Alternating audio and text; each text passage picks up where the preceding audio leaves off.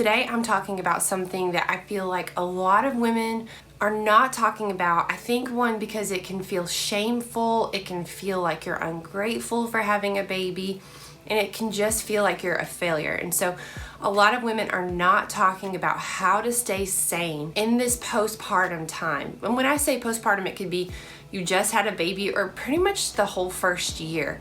If you're feeling like you're a little crazy sometimes, I promise you, you are not alone. And today I'm gonna provide 30 ways to just feel more sane in this season of postpartum. And in this video, I'm not gonna put more on you, more things to do, run, grind it out. No, I'm gonna give you some ways to really strategically rest, recover, avoid postnatal depletion, which is a very real thing. Hey, my name is Lana. I'm a mom of 5. I currently have kids from ages 9 down to 4 months. And so I really understand what it's like to feel a little crazy in the postpartum time, but I can promise you that these things that I have learned from older, wiser women and even just being in the trenches of motherhood myself are just time tested. And right now there are moments I'm feeling a little crazy, but I am applying these tips and tricks to help me feel more sane. So I know that at least one of them is going to be a game changer for you. So this is Girl Teach Me. I created this whole channel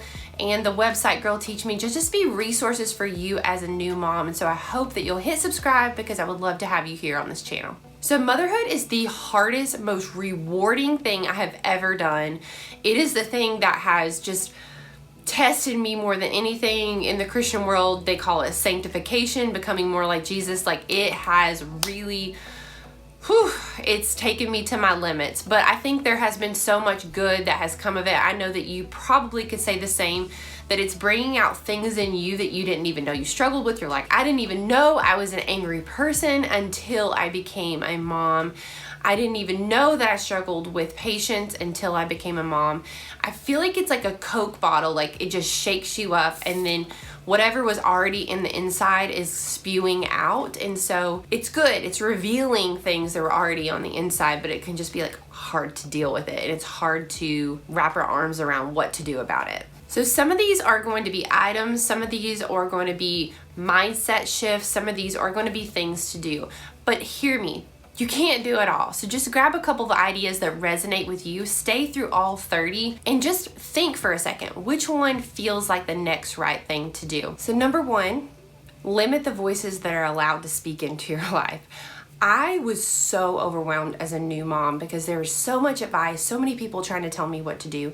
So I think just find a couple of trusted people, either real life or online, and just listen to what they say. It's just hard when so many people are telling you, do this, don't do this, that it's hard to tune into that mama instinct. That's the second thing I would say, is listen to that mama instinct. I think there is a real instinct the Lord gives us that we sometimes squish, and it has never felt good in my motherhood to really squish that mama instinct. And so start to be quiet and just realize that perhaps God has put what you need on the inside of you to be the best mom for your baby. The way other women mother is okay. We all can mother just a little bit different and still get great results. And so just get quiet and listen to that mama instinct. The third one is, if someone offers to help, find a way to say yes. Maybe you don't want the help that they're offering, but find a way to say yes. If somebody's like, hey, can I help you come and fold laundry?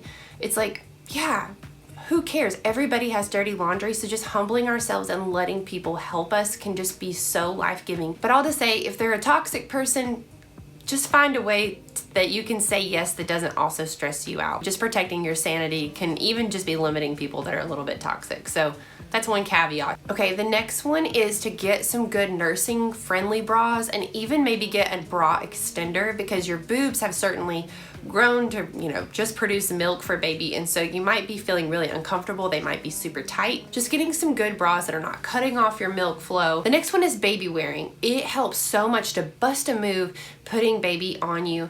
It's okay if they're sleeping. It's okay if they're awake. They learn so much. Mama is the environment for baby. So if you need to bust a move, baby wearing is the thing. I actually have a whole video about being productive with a newborn. I'll link that down below for you too. The next one is keep learning. I highly recommend to just read a book while you are nursing the baby. Eye contact is great. I would do that too, but just be learning and growing. It can be hard to feel like ourselves if we just become stagnant. I think about stagnant waters. What can feel really good for your soul is to continually be learning. You're doing that right now. You're watching this video and you're continuing to learn. So keep learning, keep growing. It's going to be like fresh water coming into your soul, and it's going to flow out to your family and to those you love. And so we just don't want to be stagnant and stop learning. Sunshine is so powerful to help us feel good, to get vitamin D. Definitely walking in the morning and the evening can help our circadian rhythm, help us to wake up and feel so good. We can also just feel like crap if we're home all the time, if we're always on the go and we're not moving our body. So walking is a super easy way to just feel so much better and feel so much more sane. Another really overlooked one is to curate your closet. The last thing you want is a closet that is shaming you for your changing body. Honestly, right now, I'm the biggest I've ever been. And it's hard sometimes. I can hear that negative self-talk coming in. But truly, this is just a season. I am sustaining another human, and so what I've done is I've taken everything out of my closet that I cannot currently fit in. I don't want to see one piece of clothing that is shaming me because I can't fit in it. And so that means my closet is really culled down to not a whole lot. But then that helps me see the holes in my closet and where I need to run out to maybe even just a thrift store, because I'm not going to be wearing it that long, and just get a couple pieces that feel good. I made a video all about creating a closet that is just more pared down. It's like 7 steps to a better, more organized, minimal closet. I love that video because it has helped me so much to use that method for my husband's clothes, my clothes, and the kids' clothes. And in light of the closet, I would say have at least 3 to 5 outfits you feel really good in. You know, something that's feminine and feels nice, nothing that's tight or restrictive. Try to find outfits with easy access to boobs. It's gonna make it so much easier to nurse. It's gonna make it so much easier to pump if you're pumping. So anything that you can pull down nice and easy is a great asset to have to help you feel more sane in the postpartum season. Just getting dressed. It is so hard for me right now. Like, there have literally been days where I'm like still wearing the PJ pants that I woke up in. But those days are the absolute worst. And so I'm not gonna shame myself or you if you are in that spot, because shaming ourselves is not gonna help. That is not the voice of the Lord to us. And so it's just like, okay, you know, I'm gonna get dressed right now. If you're not dressed right now, just think of like, put on a better shirt, a better pair of pants, you know, slick your hair back in a nice pretty bun and put on some mascara. It will help you feel so much better. Sometimes even just putting on tennis shoes helps me feel more productive and helps me feel more sane. It encourages me to get out and walk. It encourages me to get some cleaning done. So maybe just putting on some shoes can be really helpful. As birthdays come up, Christmas, things like that, consider getting things that you guys can enjoy as a family outside, or your kids can enjoy outside. So for us, that's been a ninja course, and that's helped the kids get on outside instead of destroying the house. They're in a better mood. They're wearing themselves out. I get a little bit of peace and quiet. I try to get out there with them at least 30 minutes of the day. I might pick weeds or just sit and chill and nurse the baby or read. But getting outside with them is really great. But then just start to slowly invest in the backyard, the front yard, just to make it a place to encourage them to go on out. Keep taking the supplements you were taking in pregnancy. So consider adding like adrenal complex, a liver complex, a multivitamin, your prenatal, some B12. Your body still needs tons of nourishment, maybe more because you're making milk to feed your baby, or you're just even recovering if you're not breastfeeding. Postnatal depletion is so real. So keep caring for your body. Your body has pulled a lot to create a human, and we need to continue to restore that. Obviously, real foods is the best way to do it. But in the meantime, just taking a really quality supplement can really bridge a gap. So I'll leave a list down below of the ones that have been really helpful for me. Something that has helped me so much staying sane is electrolytes and minerals. I do mineral drops because a lot of the soil from the agriculture that we have is depleted of minerals because they're growing the same things. Our water is stripped of minerals because it's been so sanitized. And so adding minerals back to your water can really help you feel better, help your hormone health. The problem is mineral drops don't taste great. I like to layer these electrolytes, which also help me feel better. Just blend them together. It's something I always do. I talk about it all the time, but I'm telling you, it helps so much. I add some ice. My favorite electrolytes are from Just Ingredients. There's a discount code below, but I'm telling you, My kids love it. I love it. It's essential in our house. The next thing is focus on what you can control. It's an internal locus of control or external locus of control. Internal locus of control is I am in control a lot of my life, like an extreme ownership of your life. External locus of control is I'm in control of nothing. And so I know that the Lord is in charge, but also he gives us the freedom to choose, the power to choose. Viktor Frankl said that one of man's last great freedoms is the power to choose. And so what can you take dominion over today? Is it getting dressed? Is it exercising? Is it just being grateful? What can you take responsibility for? Because that's going to add so much meaning to your life. The next thing is to ascribe meaning to your suffering. If you're going through a hard time right now, it can be really helpful to just suffer well. So maybe you're suffering well so you can teach your daughter one day how to go through this postpartum season and stay sane, or your sister or your friend. Most often our pain becomes our ministry. And so the things that you're struggling with now, if you can climb that mountain of the day and you can endure and suffer well, eventually you can help others suffer well too. And suffering is part of life. So suffering well. Timers. Timers have been absolutely helpful and crucial for me, especially when I'm in a funk and I'm not feeling sane.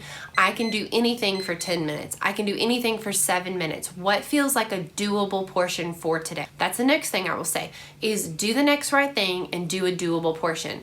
Those are both from Elizabeth Elliot, one of my favorite dead mentors. She has gone to be with the Lord, but she is amazing. Anything by her that you can read, it's amazing. But she would say, just do the next right thing. It's a 7-minute timer for dishes. It's a 10-minute timer on a cleanup and gathering your kids. Do a quick 10-minute timer. That's what we do. We turn on a fun song and we just bust it out. It just makes things feel more doable to just do a small portion. I know some people are crazy about the schedule. Here's what I will say. Schedules can be helpful. Let the schedule serve you. Don't serve the schedule.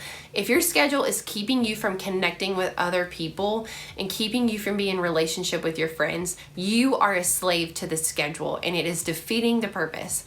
So best you can, let that schedule serve you and your family. If that's the rhythm you want to keep most of the days, great.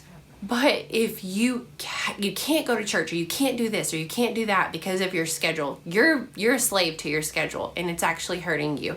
So just reconsider letting the schedule serve you. Going to bed early. That stretch of sleep from 10 to 2 is the most regenerative sleep that we're going to get. And so just consider the hour before bed as a time to land the plane. I call it the golden hour. Phone on, do not disturb, put away out of your room, read, light some candles, wear some red light glasses or something, and just land the plane. Do some stretches. I could make a whole video on the golden hour, but that golden hour should be something you really look forward to. A gallon of water. What I do is I have these half-gallon Masons. They are literally amazing. I use them for so many things. I fill the whole half-gallon up, and then I have one water glass that looks different than the rest. I refill that all day. And it's my goal that around 3 or 4 or 5, I have drank that whole gallon. It helps you so much going to the bathroom. It helps you feel better. It helps your milk supply stay strong. A gallon of water in the postpartum season helps so much. Ask for help and don't be afraid to ask for help. I did a whole video on how to ask for help when you have a baby. I hope you'll go check that one out. And just gives you some tips and tricks on how to just open yourself up. We're all needy. We're all needed. And it's going to happen. Somebody's going to need you sometime. But right now you may need some help. So you might need just some nudges to humble yourself and ask for help. Consider getting your groceries delivered. Something like Walmart Plus. I bought that for myself that was the gift to me after I had my last baby. If you're in that early newborn time, I hope that you'll just rest. I hope that you'll just see it as this little honeymoon period that you can say no. Saying no. This is a really sweet newborn honeymoon time where you get to really enjoy your baby and you're learning to be a mom. You're learning a new rhythm. If you're already a mom, you're learning how to be a mom of a new number of kids. And so just reducing the commitments, reducing the amount of times you get out of the house, and just having the freedom to say no. If somebody really loves you, they're going to understand. And if you let somebody down, oh well. I mean, they'll get over it. Your sanity is worth disappointing somebody if they just can't understand. And the next one is just keep creating. What does that look like for you? What is something that is so enjoyable for you? Is it sitting down to do some watercolor? Is it creating like a really good meal? For me, I create through making videos. It's something I really like. It's a project I get to create and, be done with it. What can you create? What can you put your hands to? Is it decorating? Is it gardening? Put your hands to something and create something. That is really gonna help life feel super meaningful all throughout your life, but especially in this postpartum season. This is a difficult season. Definitely reach out to an older, wiser woman. Get a mom mentor. It's been so life-changing for me to have mom mentors, women who are further down the road. It will help you so much. So if you want more helpful videos like this, I've got a couple down below that could be really helpful in light of the things that I've talked about. So make sure to go check those out. Make sure to hit subscribe, and I'll see you again in the next video.